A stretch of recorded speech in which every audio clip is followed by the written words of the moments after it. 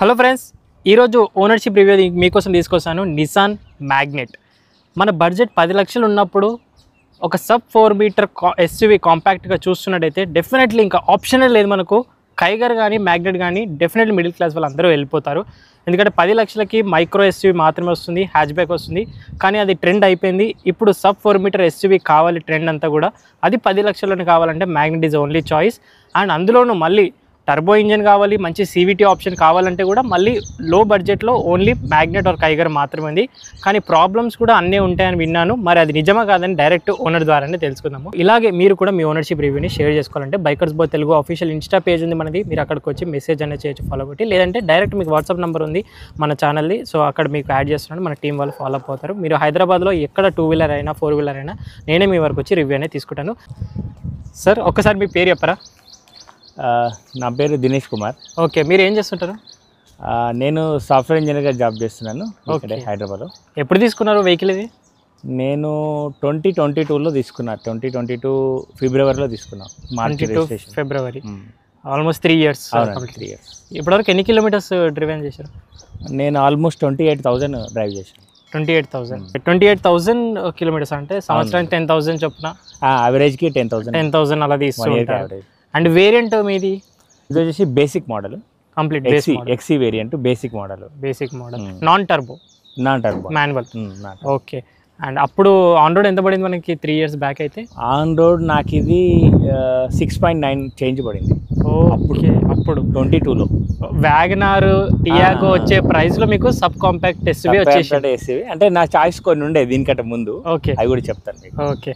And ఇంతకుముందు ఏదైనా కార్ని యూజ్ చేశారా మీరు? ఇంతకుముందు నేను స్విఫ్ట్ యూజ్ చేశాను. ఓకే, దాంతో ఆల్టో కూడా వాడాము. ఓకే. అండ్ ఫస్ట్ కంపారిజన్కి వస్తే దీని కాంపిటీటర్ సిబ్లింగ్ అనుకోవచ్చు, కైగర్ ఉంది. కైగర్ కూడా, అది కాకుండా మీరు మ్యాగ్నెట్ రావడానికి ఏంది? కైగర్ కూడా చూసాను నేను, టెస్ట్ డ్రైవ్ కోసం అని వెళ్ళాను. కైగర్ కొంచెం బాడీ రోల్ ఎక్కువ అనిపించింది. ఓకే. దీనికి ముందు నేను వ్యాగనార్ కూడా చూసాను. వ్యాగనార్ కొంచెం యాక్చువల్లీ నా ప్రిఫరెన్స్ సిఎన్జిలో ఉండే. ఓకే, సిఎన్జి వ్యాగనర్ తీసుకుందామని అనుకున్నాం. ఓకే. కానీ వ్యాగనర్ ఏంటంటే కొంచెం అది షేప్ బాగా లేకపోవడం వల్ల, మళ్ళీ బిల్డ్ క్వాలిటీ లేకపోవడం వల్ల నేను అది అవాయిడ్ చేయాల్సి వచ్చింది. అండ్ కొంచెం ప్రైస్ ఇంక్రీజ్ చేస్తే కనుక ఆ టైంలో బ్రీజా ఉండే మనకి, ఒక 8 to 10 lakhs మధ్యలో బేస్ వేరియంట్ కూడా ఉండే. అది మనకి 4 cylinders, మంచి పెట్రోల్, రీసేల్ వాల్యూ ఆలోచించారు అది బ్రీజా? అంటే నా బడ్జెట్ బ్రీజా అంతలే. బ్రీజా అంటే మినిమం 12 lakhs అబోనే ఉండే ఆ టైంలో కూడా ఉండే. ఇప్పుడు ఇన్ఫాక్ట్ ఇప్పుడు కూడా అంతే ఉంది. ఓకే. కాబట్టి నా బడ్జెట్ ఓన్లీ 8 lakhs అనుకున్నాను. ఓకే. ఆ టైంలో. కాబట్టి 8 lakhsలో బెస్ట్ ఆఫ్ ద చూస్ ఏంటంటే మ్యాగ్నెట్ అనిపించింది. ఓకే. అండ్ నిసాన్ అనగానే మనకు first after sales and service ఎలా వచ్చింది, మీ ఎలా అనిపిస్తుంది? రీసేల్ అయితే ఉండదండి. రీసేల్ అయితే మనం పెట్టుకోవద్దు. సర్వీస్ విషయానికి వస్తే సర్వీస్ కూడా నిసాన్ వాళ్ళది ఎక్కువ లేవు హైదరాబాద్లో, ఒక 2-3 ఉన్నాయి. ఆ సర్వీస్ కూడా అంత బాగుండదు, వరస్ట్గానే ఉంటుంది. అంటే మనకి ఎక్కువ స్పేర్ పార్ట్స్ ఎక్కువ కాస్ట్ చెప్పడము, ముందే ఒక 2-3 days ముందే అపాయింట్మెంట్ బుక్ చేయడము. ఇప్పుడు నేరుగా వెళ్ళి సర్వీస్ సెంటర్ ఇస్తే అది పొద్దున ఇస్తే సాయంత్రానికల్లా ఇచ్చేయడానికి ఏమి ఉండదు. ఒక మనం డాక్టర్ దగ్గరికి వెళ్ళినప్పుడు ఎలా అపాయింట్మెంట్ బుక్ చేస్తామో ఇది కూడా అట్లనే సేమ్. ఓకే. సర్వీస్తో అయితే ఇష్యూస్ ఉన్నాయి, అవి డీటెయిల్గా ఇంకా డిస్కస్ చేద్దాం. అండ్ యాక్చువల్గా మ్యాగ్నెట్ అంటే నేను విన్నాను బ్యాటరీ సేవర్ ప్రాబ్లం ఏమన్నా వచ్చిందా మీకు? మెయిన్ బ్యాటరీ ప్రాబ్లం అయితే ఏం రాలేదండి. ఇప్పటికీ కంపెనీ ఇచ్చిన బ్యాటరీని మనం యూస్ చేస్తాం. దీంట్లో ఒక బ్యాటరీ సేవర్ సిస్టమ్ అని ఒకటి వచ్చింది, దాని నుంచి ఏమైనా ప్రాబ్లమ్స్, ఇష్యూస్ ఇప్పటివరకు ఏమైనా ఫేస్? అట్లాంటి ఏం లేదు మీ వెహికల్ అయితే, ఏం లేదు. ఓకే. మీది నాన్ టర్బో, పర్ఫార్మెన్స్ ఎలా ఉంది? పర్ఫార్మెన్స్ అంటే ఫస్ట్ గేర్లో చాలా పికప్ ఉంటుందండి బండికి, ఎంత పెద్ద హిల్ స్టేషన్ అయినా ఎక్కేస్తుంది. ఓకే. బట్ సెకండ్ గేర్లో కొంచెం ల్యాగ్ అనిపిస్తుంది. అంటే మనకి ట్రాఫిక్లో ఆ సిగ్నల్ దగ్గర ఆగినప్పుడు కొన్ని వెహికల్స్ అయితే సెకండ్ గేర్లోనే వెళ్ళిపోతారు, కానీ ఇది కొంచెం మళ్ళీ ఫస్ట్ గేర్. ఇది హైవేస్లో ఓవర్టేక్ చేయాలంటే కొంచెం ఇష్యూస్ లేదండి. 4th gear 5th gearలో మంచి స్పీడ్ పికప్ ఉంటుంది. ఓకే. మనకి compact SUV, sub compact SUV కాబట్టి మనకి కమాండింగ్ పొజిషన్ ఉంటుంది కంపల్సరీగా. ఈ మాన్యువల్ గేర్ బాక్స్ మీకు ఏమైనా ట్రబుల్, ఏమైనా ఇష్యూస్ ఏమైనా ఉన్నాయా మీకు? గేర్ కొంచెం టైట్గా ఉంటుందండి. గేర్ వేసేటప్పుడు చాలా టైట్ అనిపిస్తుంది. లైక్ మనకి టాటా కార్స్ ఎలాగ ఉంటాయో అలాగనే టైట్గా, కైగర్ కూడా అంతే టైట్గా అనిపిస్తుంది. ఆ గేర్ ఇష్టం లేని వాళ్ళు ఆటోమేటిక్ వెళ్ళడం better, CVT. Okay. And mileage ఏమి ఇస్తుంది ఇది మనకి? సిటీలో ఎంత ఇస్తుంది, హైవేలో ఎంత ఇస్తుంది? సిటీలోని వర్స్ట్ మైలేజ్ అండి, నేను ఫ్రాంక్గా చెప్తున్నాను. యాజ్ అ ఓనర్ ఓకే 11 ఇస్తా అండి. ఓకే 11 నేను కావాలంటే మీకు అక్కడ దానిపైన కూడా డిస్ప్లే మీద చూపిస్తాను. ఒకసారి చూపియండి అండి. 11 ఇస్తుంది ఈజీగా. అండ్ ఇది మనకి 3 సిలిండర్స్ ఇంజన్ వస్తుంది, 1 లీటర్ 3 సిలిండర్స్ ఇంజన్.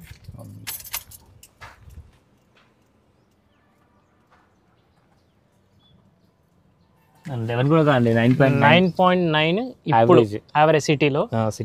ఓకే హైవేలో అయితే మనం ఎక్స్పెక్ట్ చేయొచ్చు ఒక 16 వరకు ఇస్తుంది హైవేలో. 16 అయితే ఈజీగా వస్తుంది. ఇంకోటి ఈ కార్లో 3 సిలిండర్స్ వస్తుంది కదా, వైబ్రేషన్స్ ఎలా ఉంటాయి? వైబ్రేషన్ ఉంటుందండి కంపల్సరీ. మనం రివర్స్ గేర్ చేసేటప్పుడు కానీ, లేకపోతే సెకండ్ గేర్లో మనం ట్రాఫిక్ దగ్గర ఆగినప్పుడు మూవ్ చేస్తాం కదా, అప్పుడు కొంచెం వైబ్రేషన్ అవుతుంది ఇంజన్. ఈ కార్లో మ్యానుఫ్యాక్చరింగ్ డిఫెక్ట్స్ ఏమైనా వచ్చాయా? అంటే మనకి కొంచెం gaps కనిపిస్తాయండి.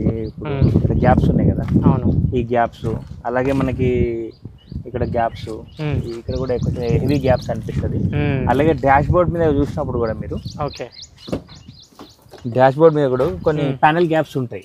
Okay we call this as panel gap. కొన్ని గ్యాప్స్ ఉంటాయి ఇక్కడ కూడా, అవి అట్లాంటి గ్యాప్స్. అక్కడ మనకి గ్లౌజ్ బాక్స్ దాని దగ్గర కూడా కొంచెం గ్యాప్స్ ఉంటాయి. ఓకే అండ్ ఇంకో డోర్ సౌండ్ వస్తుంది, చూపెట్టారా మీరు సర్వీస్ సెంటర్లో? ఇది చూపించానండి, చూపిస్తే వాళ్ళు ఏదో గ్రీజ్ లాగా ఏదో పెట్టేశారు. అప్పటి మందం కొంచెం స్లో డౌన్ అయింది. ఓకే మళ్ళీ ఆటోమేటిక్గా అది రావడం. అన్ని 4 డోర్స్ వస్తున్నాయి, నేను అబ్జర్వ్ చేస్తాను. 4 డోర్స్, అవును 4 డోర్స్ వస్తున్నాయి. ఇది అన్ని కార్స్ కి ఉంది ప్రాబ్లం. ఈ మ్యాగ్నెట్ లో వచ్చే అన్ని కార్స్, మ్యాగ్నెట్ లో వచ్చే అన్ని ప్రాబ్లం ఉంది. బేస్ టు టాప్ మోడల్ ప్రతి ఒక్క క్యాప్ ఉంది. అదొకటి ఏంటంటే ఇక మనమే అది అమెజాన్లో మనం అది క్రీమ్స్ ఉంటాయి కదా, గ్రీజ్ బుక్ చేసుకొని పెట్టుకోవాలి మనం. అప్పుడు కొంచెం మనకు లూబ్రికేషన్ స్ప్రేస్ అట్లాంటివి యూజ్ చేసుకోవాలి. డిక్కీ స్పేస్ కూడా బాగానే ఉంటుంది, డిక్కీ విషయంలో కూడా బాగానే ఉంటుంది. కాకపోతే మెయిన్గా మైలేజ్ మనకు అవసరం లేదు, మైలేజ్ మనం కన్సిడర్ చేయమనుకుంటే విల్ గో ఫర్ మ్యాగ్నెట్ అండి. ఓకే ఇంటీరియర్ లో మనకి బేస్ మోడల్ కాబట్టి, ఇంటీరియర్ లో బేస్ మోడల్ స్టీరింగ్ కంట్రోల్స్ ఏం రావు, స్టీరింగ్ కంట్రోల్స్ హైట్ అడ్జస్ట్మెంట్ కానీ ఏం రాదు. అది ఇప్పుడు వచ్చే మ్యాగ్నెట్ కి వస్తుంది. 2025 లో ఫేస్ లిఫ్ట్ అని కొత్తగా వస్తుంది. దానికి బేస్ మోడల్ నుంచి హైట్ అడ్జస్ట్ బేస్ మోడల్ నుంచి వస్తుంది. దాన్ని కూడా దీనికి 4 పవర్ విండోస్ ఇచ్చాడు. పవర్ విండోస్ మోటార్ పోవడం ఎప్పుడన్నా జరిగిందా? చాలా జరిగిందండి. ఇది మీతో షేర్ చేసుకుందాం అనుకున్నాను నేను. రీసెంట్ గా ఒకటి బ్యాక్ సైడ్ ది ఈ విండోది పోయింది, పవర్ విండో. మళ్ళీ నేను దీన్ని బయట ఒక 3000 పెట్టి వేయించాను. తర్వాత ఇప్పుడు రీసెంట్ గా లెఫ్ట్ సైడ్ కూడా రావట్లేదు, చూపిస్తాం. ఇవి ఏంటంటే షోరూమ్ వెళ్తామంటే షోరూమ్ లో వాళ్ళు టూ మచ్ ప్రైసెస్ చెప్తున్నారండి. ఎంత చెప్తున్నారు? ఆల్మోస్ట్ ఒక 26,000 చెప్పాడు నాకు, జస్ట్ ఒక పవర్ విండోకి. అది ఇన్సూరెన్స్ లో నిసాన్ అస్సలు కవర్ అవ్వదండి ఇన్సూరెన్స్ లో. 26,000 ఒక పవర్ విండో లెఫ్ట్ సైడ్ కి చెప్పింది. ఒకసారి డౌన్ చేసి అది రావట్లేదండి. ఓకే అసలు స్విచ్ ఇంకా పని చేయదు, మోటార్ పోయినట్టు. ఇప్పుడు ఇది చూడండి, ఇది పవర్ చేస్తుంది, అది మాత్రం పని చేయదు. దానికి అడిగితే 26,000 బిల్ అని చెప్పాడు. నేను ఇంకా బయటే మామూలుగా జనరల్ గా దీనికి ఎలా చేయించాను అలాగే చేద్దామని వెయిట్ చేస్తున్నాను. ఇది క్లస్టర్ లో మాల్ ఫంక్షనింగ్ ఇండికేషన్స్ సడన్ గా వస్తూ ఉంటాయి అంటారు మ్యాగ్నెట్ లో, నిజమేనా? అంటే సీట్ బెల్ట్ వార్నింగ్ లో, సడన్ గా బ్రేక్ వస్తుంటాయండి, అవి వస్తుంటాయి కంపల్సరీ. సీట్ బెల్ట్ వార్నింగ్ ఇప్పుడు ఏమైనా వార్నింగ్స్ ఉన్నాయా? అన్ని అంటే మనకు నార్మల్ గా అయితే ఇది ఇప్పుడు వచ్చేది ఇక్కడ హ్యాండ్ బ్రేక్ ఉన్నట్టుగా ఇది లైట్ ఇండికేషన్. ఇంకోటి అది కాకుండా నీకు ఎప్పుడైనా హ్యాండ్ బ్రేక్ ఫెయిల్ అయినప్పుడు కానీ, ఏమైనా ర్యాట్స్ అలా కొరికినప్పుడు హ్యాండ్ బ్రేక్ ఫెయిల్ అయినప్పుడు ఆ హ్యాండ్ బ్రేక్ సిగ్నల్ కూడా ఇక్కడ వస్తుంటది ఎప్పుడు. అది చిన్న వైర్ ఏదో పోతుంది, వాళ్ళు మెకానిక్ వెళ్తే తీసేస్తారు, ఆ వైర్ ఫిట్ చేసుకుంటే వెళ్ళిపోద్ది. అలాగే టైర్ ప్రెషర్ కానీ, బ్యాటరీ ఫెయిల్యూర్ కానీ ప్రతిదీ కూడా డిస్ప్లే అవుతుంది. ఈవెన్ బేస్ మోడల్ నుంచి కూడా ఫెసిలిటీ అన్ని. అంటే అవి సార్ట్ అవుట్ అయినా కూడా మళ్ళీ మాటికి రావడం, అందులో డిస్ప్లే కంటిన్యూగా చూపెట్టడం అట్లాంటి ఇష్యూస్ ఏం లేవు.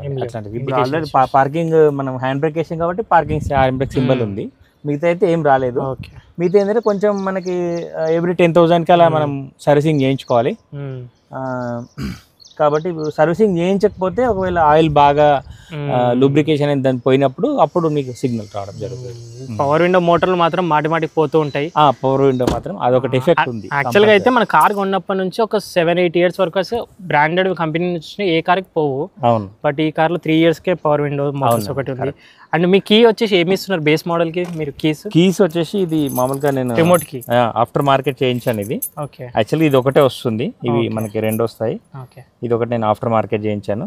ఓకే ఏం ప్రాబ్లం అయితే కీతో ప్రాబ్లం లేదండి, సెంట్రల్ లాక్ తో ఎలాంటి ప్రాబ్లం లేదు. ఓకే కార్ లో రాటిల్ సౌండ్స్ వస్తుంటాయా, ప్లాస్టిక్ సౌండ్స్ అవి ప్లాస్టిక్ సౌండ్ వస్తుంటాయండి, అది జనరల్ గా వస్తుంటాయి. ఈ కార్ లో జస్ట్ లైక్ ఒక టాటా కార్ లాగానే అనిపిస్తుంది.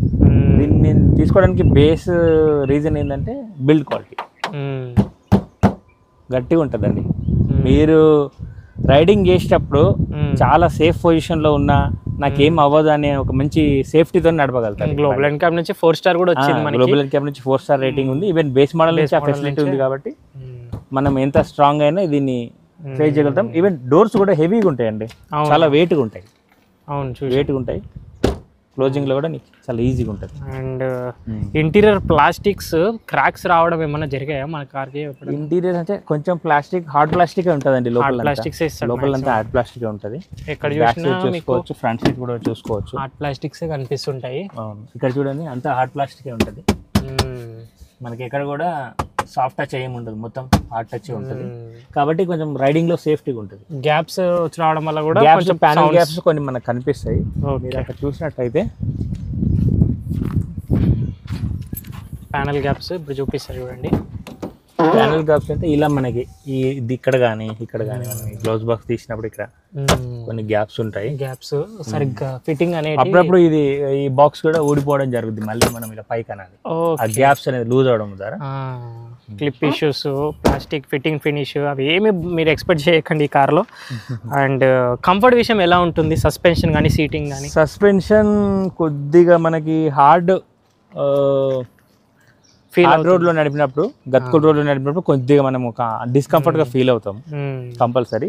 ఈవెన్ టైర్ ఇంచ్ వాడు 16 ఇంచ్ ఇచ్చినప్పటికీ కూడా 195 R60 16 R16 బేస్ మోడల్ నుంచే మనకి 16 ఇంచ్ టాప్ మోడల్ టైర్స్ ఉన్నాయి కాబట్టి మనము హైవే మీద కొంచెం స్మూత్ గానే ఫీల్ ఉంటాం. గత్కుల్ రోడ్ లో ఆటోమేటిక్ కొంచెం కుదుపులు అనేవి ఉంటాయి, జనరల్ గా ఉంటాయి. ఇంకోటి ఈ car sub 4 meter compact SUV అసలు బాడీ రోల్ అనేది ఉండొద్దు, కానీ ఈ కార్ కి ఉంటుంది అని విన్నాను, అది కొంచెం నిజమే? అంటే బాడీ రోల్ అనేది నువ్వు మీరు హై స్పీడ్ లో వెళ్ళినప్పుడు అది మీరు కన్సిడర్ చేస్తారు.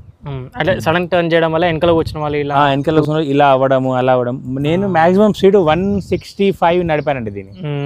మాక్సిమం స్పీడ్ హైదరాబాద్ ఓఆర్ఆర్ పైన 165 నడిపాను.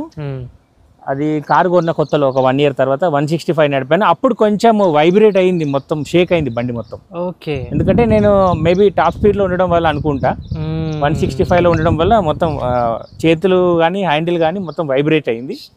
తర్వాత నార్మల్ లో స్పీడ్ తగ్గిన కొద్దీ ఆల్మోస్ట్ ఆ వైబ్రేషన్ వెళ్ళిపోయింది. కాన్ఫిడెన్స్ తగ్గిందా మీకు ఆ స్పీడ్ లో అలా షేక్ అవుతూ ఉంటే? అంటే నేను లైఫ్ లో ఫస్ట్ టైం అంత స్పీడ్ వెళ్ళడము 165 నేను ఎప్పుడు వెళ్ళలేదు కాబట్టి కొంచెం భయం వేసింది 165. కానీ దీనికి ఉన్న సేఫ్టీ ఏంటంటే బిల్డ్ క్వాలిటీ.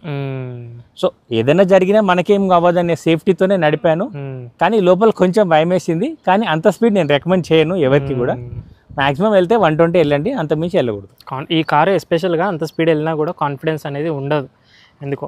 అండ్ ఇంకోటి మెయింటెనెన్స్ ఎలా ఉంటుంది దీన్ని? మెయింటెనెన్స్ పెట్రోల్ ఇంజన్ మీకు తెలుసు, పెట్రోల్ ఇంజన్కి ఎక్కువ మెయింటెనెన్స్ ఏమి ఉండదు, డీజిల్ అయితే ఎక్కువ మెయింటెనెన్స్. సర్వీస్ కాస్ట్ కూడా ఎంత వస్తుంది? సర్వీస్ కాస్ట్ ఒక 6,000 బిలో 6,000.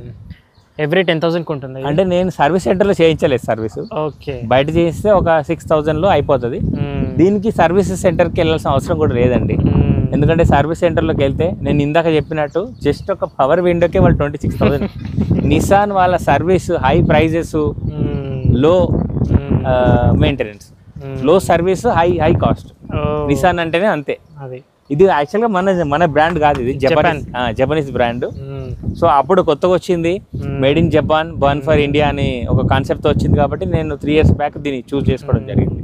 రెగ్యులర్గా మనకు ఏ జపాన్ స్కూటీ తీసుకున్నా, సుజుకి తీసుకున్నా, మారుతి తీసుకున్నా, లేదంటే ఇటు టయోటా వెళ్ళినా రియలబుల్గా ఉంటాయి ఇంజన్స్ అంటారు. దీని ఇంజన్ రియలబిలిటీగా అనిపిస్తుంది? దీని ఇంజన్ వచ్చేసి మనకి లో మైలేజ్ ఉండేది. ఇప్పుడు సిటీలో అయితే 11, ఇందాక నేను చూసి కొన్నిసార్లు 9 కూడా రావచ్చు. అంటే నేను అడిగేది ఏంటంటే ఒక 1 lakh kilometers వరకు అయితే ఉంటుంది. 100 కిలోమీటర్ గారికి 1.5 lakh kilometer అయినా మనం ఈజీగా ట్రస్టబుల్గా డ్రైవ్ చేసుకోవచ్చు. ఓకే. బట్ నా రికమెండేషన్ ఏంటంటే దీన్ని 1 lakh మించి నడపకపోవడం బెటర్. ఏ కార్ అయినా సరే 1 lakh అవ్వగానే దాన్ని రీసేల్ చేసుకొని ఇంకేదైనా వేరే కొత్తది వెళ్ళడం. ఎందుకంటే ఇప్పుడు అన్ని రీఫైన్ ఇంజన్ తీసి వచ్చాయి కదా. ఇంకోటి మీరు రీసేల్ అన్నారు కాబట్టి దీని రీసేల్ వాల్యూ కూడా మార్కెట్లో లేదు. అవునండి. మీరు తీసుకున్నప్పుడు ఆలోచించారు? నేను తీసుకున్నప్పుడు ఆల్మోస్ట్ నాకు 7 lakhs పడ్డది అనుకోండి నేను చెప్పిన ప్రకారం. ఇప్పుడు మొన్న నేను దీన్ని రీసేల్ పెడదామని వెళ్ళినప్పుడు నాకు 4.2 lakhs ఏమో చెప్పాడు after 3 years. Half of the price కంటే కొంచెం ఎక్కువ. హాఫ్ ఆఫ్ ద ప్రైస్ ఎక్కువ. దట్ ఏంటంటే నేను వాళ్ళకి ఎలాంటి డిస్కౌంట్ లేని కార్ అడిగాను కాబట్టి వాళ్ళు నాకు ఈ ప్రైస్ ఇచ్చారు. సరే, మనం చూస్తున్న ఇప్పుడు వ్యూయర్స్ వాళ్ళకి ఈ కార్ని సజెస్ట్ చేస్తారా? చేస్తే ఎందుకు సజెస్ట్ చేస్తారు ఒక్కసారి మళ్ళీ చెప్పారా? వ్యూయర్స్కి నేను సజెషన్ చేసేది ఏంటంటే నాకు బిల్డ్ క్వాలిటీ కావాలి, మైలేజ్ అవసరం లేదు అనుకునే వాళ్ళు మాత్రమే నిసాన్కి వెళ్ళండి. మళ్ళీ సర్వీస్ కూడా బాగుండదు. అది దగ్గరలో మనకి ఏదైనా ట్రస్టెడ్ సర్వీస్ సెంటర్లో సర్వీస్ చేసుకోవాల్సి ఉంటుంది. నిసాన్ సర్వీస్ సెంటర్ మాత్రం నేను రికమెండ్ చేయను. ఎందుకంటే వాళ్ళు వేసే హై ప్రైజెస్ మన ప్యాకెట్ ఎంటీ అవడం తప్ప ఇంకేం ఉండదు. ఇంకోటి ఏంటంటే మైలేజ్ కోసం ప్రిఫర్ చేసే వాళ్ళు నిసాన్ మాత్రం తీసుకోకండి. బెస్ట్ నేను చెప్పేది, one of the best suggestion from my end. నిసాన్ని మాత్రం మైలేజ్కి మాత్రం చూడకండి. Only safety and sub contract ఎస్యూలో ఉండాల్సినటువంటి ఆ కమాండింగ్ పొజిషన్, ఆ రెండిటి కోసం మాత్రమే నిసాన్ని చూస్ చేస్తాం. బడ్జెట్లో మనకు కాంపాక్ట్ ఎస్యూ అంటే ఇది ఒకటే ఉంది. ఇది ఒకటే ఉంది. టైగర్ ఒకటి, టైగర్ ఒకటే ప్లాట్ఫామ్ బిల్డ్ అవుతాయి. అవును అవును. కొద్దిగా డిజైన్ మారుతుంది అంతే నిసాన్ నుంచి. ఇప్పుడు నిసాన్ వాళ్ళ దగ్గర కూడా కార్స్ ఏమీ లేవు, ఇది ఒక్క దాని మీద. ఈ నిసాన్ లో ఈ కార్ మాత్రమే నిసాన్ సేల్స్ పెంచింది యాక్చువల్గా. ఇప్పటికే మనం నిసాన్ గురించి మాట్లాడుకోగలుగుతున్నాం అంటే Magnite because of Magnite. So ఇంకేమైనా ఇష్యూస్ మీరు చెప్పాలనుకుంటున్నారా? ఇంకేమైనా ఫేస్ ఇష్యూస్ అంటే